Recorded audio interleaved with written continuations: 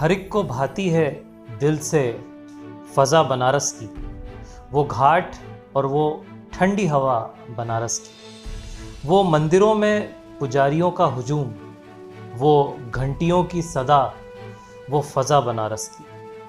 तमाम हिंद में मशहूर है यहाँ की सहर, कुछ इस कदर है सहर खुशनुमा बनारस की। अख्तर शिरानी की इस नज़्म के अलावा अमेरिका के मशहूर लेखक मार्क ट्वेन ने भी कहा था, Banaras is older than history, older than tradition, older even than legend, and looks twice as old as all of them put together. सच कहें तो बनारस हमारी प्राचीन सभ्यता का वो जीता जागता सबूत है जिसके बाद किसी को भी हमारी मान्यता पर शक करने की कोई गुंजाइश बचती नहीं।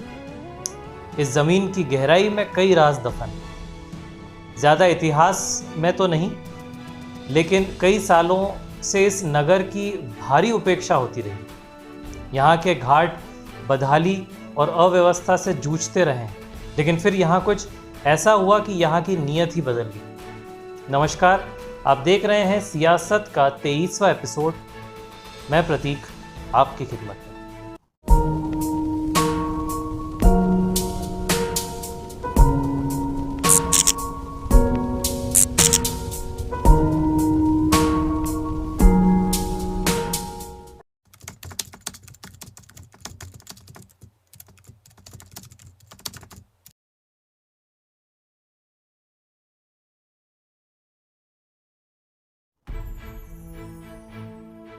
दोस्तों, आपने कभी यह सोचा है कि कई बार कैसे राजनीति के ये बड़े बड़े चेहरे कुछ छोटे शहरों या कस्बों को चुनते हैं चुनाव में खड़े होने के लिए और फिर जीत भी जाते हैं। इनके पीछे का क्या गणित होता है और कैसे इन छोटे कस्बों के लोग इन बाहर से आने वाले बड़े नेताओं को वोट दे देते हैं। देश भर के कई बड़े शहरों को छोड़कर क्यों सोनिया जी रायबरेली से और उनके बेटे राहुल गांधी भी अपने पिता की तरह अमेठी जैसे छोटे शहरों से खड़े होते हैं और कई समय से जीत भी रहे थे। अभी 2019 के चुनाव में जब राहुल जी को लगा कि अमेठी में स्मृति ईरानी नाम की सेंध लगने वाली है तो वे तुरंत केरल के वायनाड से भी खड़े हो गए और अपनी लोकसभा सीट सुरक्षित कर गए। और ये बात न सिर्फ कांग्रेस की परंतु कई पार्टियों के कई नेताओं की है। स्वर्गीय सुषमा स्वराज जी भी पूरा देश छोड़कर मध्य प्रदेश के एक छोटे से शहर विदिशा से खड़ी होती थी। तो ऐसा क्या होता है इन छोटे शहरों के लोगों के मन में कि जिन लोगों को उस शहर के बारे में कुछ ना भी पता हो उन्हें भी भारी मतों से विजयी बना लेते हैं? क्या इसका कारण सिर्फ किसी बड़े नेता के नाम को अपने शहर से जोड़ने की लालसा है? शायद नहीं। इसका असली कारण होता है उम्मीद, अपेक्षा और आशावादी दृष्टिकोण। अक्सर इन छोटे शहरों को राज्य और केंद्र सरकार की उपेक्षा को झेलना पड़ता है और ऐसी ही उपेक्षा होती है यहाँ के जनप्रतिनिधियों की भी। और इसलिए इन कस्बों शहरों में कोई परिवर्तन या विकास की दस्तक नहीं पड़ती। लेकिन जब कोई बड़ा राजनीतिक चेहरा यहाँ से खड़ा होता है तो जनता बिना कुछ सोचे समझे उन बड़े नेताओं से उम्मीद बांध लेती है कि शायद इतना बड़ा नेता अगर हमारे शहरों को अपना बना लेता है तो शायद एक बेहतर तस्वीर नजर आने की संभावना हो। लोगों का मानना होता है कि अगर कोई बड़ा नेता उनके शहर का प्रतिनिधित्व करता है तो शायद उस शहर को बड़े बड़े प्रोजेक्ट और स्कीम मिल सकें जो छोटे राजनीतिक कद के नेता शायद न दिलवा पाए। और विकास की इसी उम्मीद के साथ जनता बड़े चेहरों को मौका देती है। लेकिन अफसोस ज़्यादातर मामलों में जनता को निराशा ही हाथ लगती है। कारण है राजनीतिक पार्टियों और नेताओं का वफादार न होना। ऐसे कई नेतागण रहे हैं और आज भी हैं जो अपने क्षेत्रों में सिर्फ वोट मांगने ही जाते हैं, इसके अलावा वहाँ दिखते तक नहीं। लेकिन इस मामले में अब काशी की किस्मत और वहाँ की तस्वीर दोनों बदल रही, क्योंकि एक नेता है जिसने एग्जाम्पल सेट करने की ठानी। जी हाँ, हम बात कर रहे हैं बनारस की और यहाँ के सांसद और हमारे यशस्वी प्रधानमंत्री श्री नरेंद्र मोदी जी। मोदी जी ने सभी को यह बता दिया कि कोई भी सांसद, विधायक या कोई अन्य जनप्रतिनिधि इतना व्यस्त नहीं हो सकता कि अपने क्षेत्र का विकास करना ही भूल जाए। और सच कहें तो यह विकास के कार्य हों या अपने क्षेत्र में कोई बड़े प्रोजेक्ट या कोई बड़ा निवेश लाने की बात हो, इन सभी कामों में आपके जनप्रतिनिधियों का बहुत समय और मेहनत लगती है।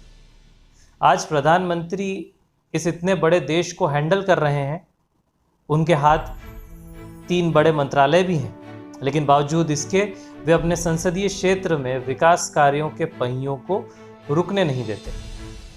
एक अच्छे नेता की यही पहचान है कि वो बड़े ओहदे पर पहुंचने के बाद भी अपने संसदीय क्षेत्र या अपने चुनावी क्षेत्र के दायित्वों को नहीं भूलता। हाल ही में जब पीएम मोदी बनारस गए तो उन्होंने वहां रुद्राक्ष नाम के इस हाई-टेक कन्वेंशन सेंटर का उद्घाटन किया। साथ ही उन्होंने कहा कि पिछले कई वर्षों में उत्तर प्रदेश में हुए विकास कार्यों की सूची इतनी लंबी है कि वे तय नहीं कर पाते कि कौन से कार्यों का उल्लेख करें और कौन से छोड़ दें। और बात सही भी है। पिछले कुछ वर्षों में उत्तर प्रदेश का जो कायाकल्प हुआ है उसे देखकर पक्ष विपक्ष के सभी लोग अचंभे में।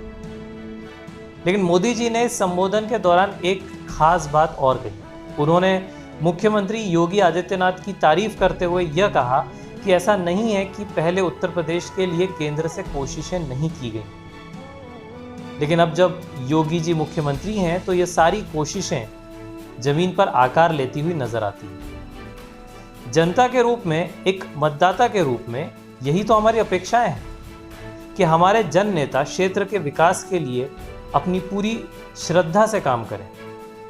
अगर सभी सांसद, विधायक, पार्षद ऐसा ठान लें तो कैसे विकास नहीं हो सकता।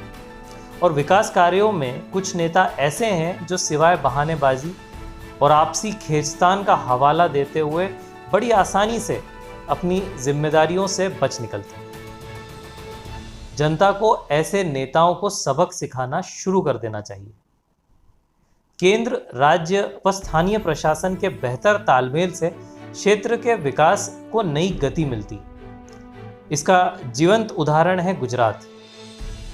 आपको दिखाते हैं हाल ही में पीएम मोदी द्वारा उद्घाटन किए गए रेलवे स्टेशन गांधीनगर कैपिटल के कुछ दृश्य।